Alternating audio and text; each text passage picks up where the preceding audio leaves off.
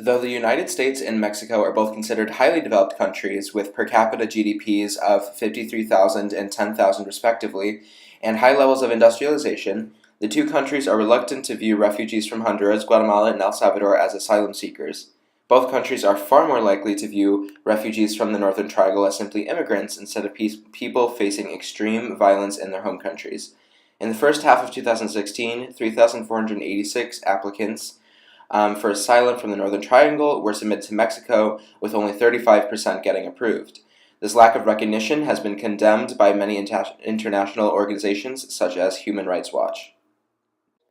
Throughout his presidency, Barack Obama continually deferred the issue to Mexico in attempts to stop refugees from getting to the U.S. through Mexico, and this tactic does not seem like it will change during Donald Trump's presidency. In fact, the number of refugees in the U.S. from the Northern Triangle will likely decrease even further as Trump pushes for increased anti-immigration enforcement. Obama did instate the Central American Minors Program in an attempt to make the passage for children significantly less dangerous, but it proved to be very inefficient in approving the children for entry. Overall, the U.S. does not want to take refugees from the Northern Triangle in, but does want them to be able to be safe in their own countries. Both countries claim that part of the reason they have tried to deter people from the Northern Triangle from attempting to make the passage into the United States is that the journey itself is extremely dangerous. $750 million in aid from the U.S. was approved for Guatemala, Honduras, and El Salvador, but the U.S. still wants most of the work to be done by Mexico to deter refugees from entering the United States, often by making the trip even more harrowing.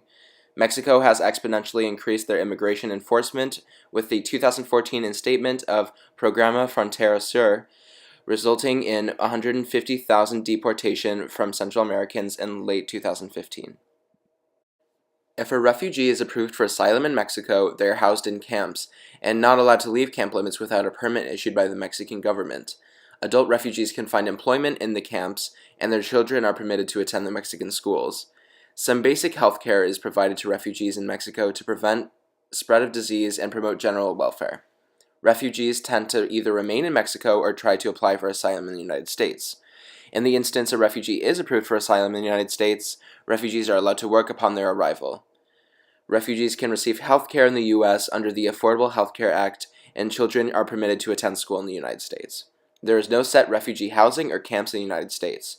After 1 year, they can become a permanent resident, but most refugees aim to establish their life in the U.S. and stay the 5 year it takes before they can apply for full citizenship. Both countries rely on volunteer groups to help support the refugee populations and ensure they have adequate access to food and water.